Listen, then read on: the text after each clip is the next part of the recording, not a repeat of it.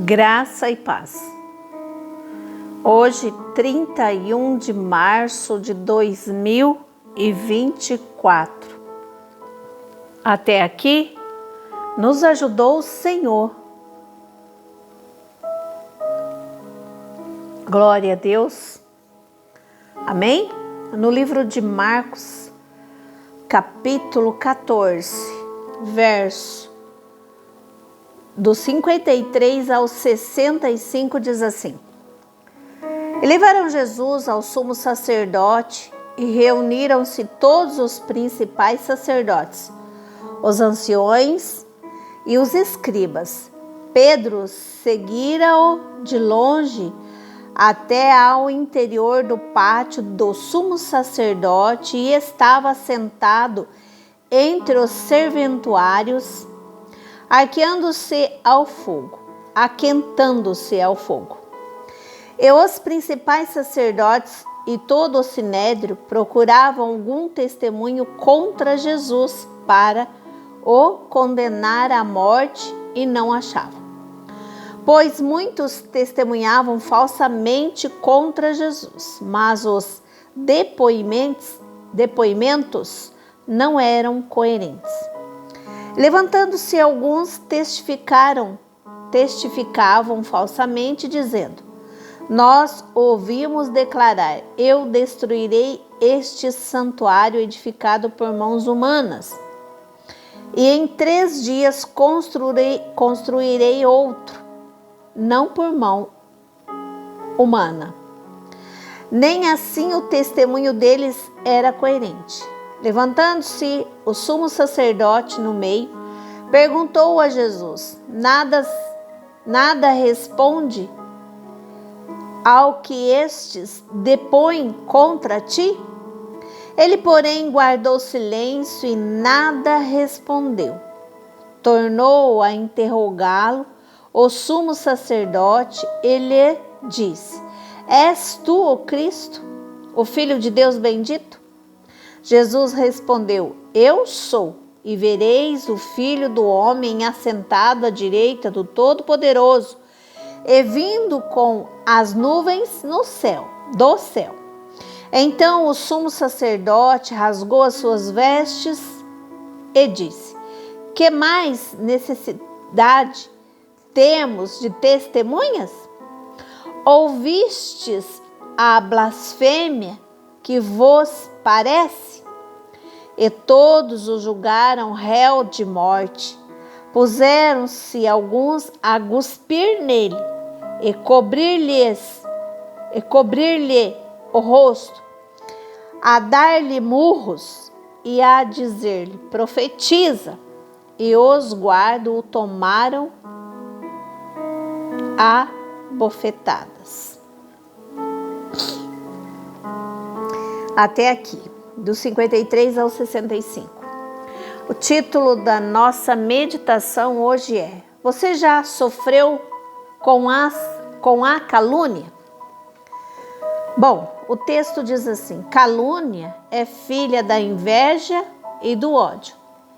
É a tentativa de prejudicar e destruir uma pessoa com as palavras.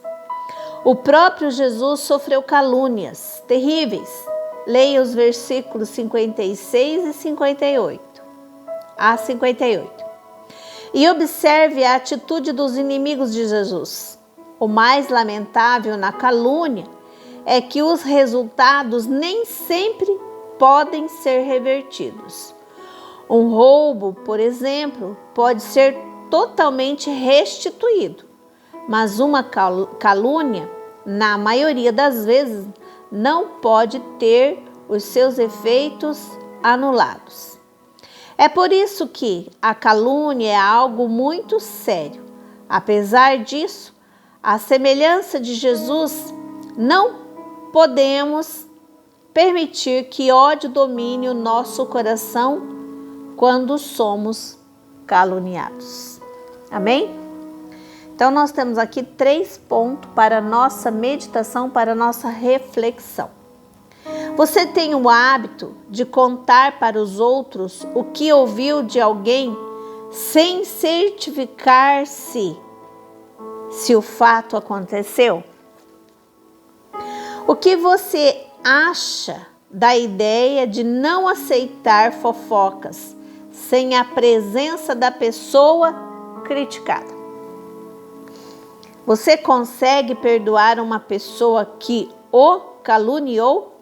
Lembre-se que até Jesus sofreu calúnias. Bom, amadas do Senhor e amados do Senhor Jesus, o texto que nós lemos reflete a história real de Jesus quando foi preso, que ele estava diante dos principais sacerdotes, anciões e escribas. E ali eles começaram a questionar Jesus e também ouvir as pessoas. Mas muitos ali, eles caluniaram falsamente a pessoa de Jesus. Então, vimos aqui que Jesus sofreu calúnias. E a palavra que nós temos para meditar hoje é sobre a calúnia. A calúnia, como diz o texto, é filha da inveja e do ódio. Então, quando você passa por uma calúnia, é alguém que está tentando te prejudicar e te destruir com palavras. Jesus sofreu isso. Então, nós devemos nos apegar aos ensinamentos de Jesus, porque ele passou por isso. Nós lemos aqui que todos que o julgaram réu de morte, alguns ali no meio puseram-se a cuspir nele e cobrir-lhe o rosto. Cuspiram tanto em Jesus que cobriram o rosto dele de cuspe e deram-lhe murros. E ainda tiravam sarro dele. Profetiza. Então, os guardas o tiraram dali. E muitas das vezes, amados, nós passamos por situações semelhantes a essa, com tantas calúnias que fazem contra a nossa pessoa, que chegamos a ficar cobertos por situações nojentas, pegajosas.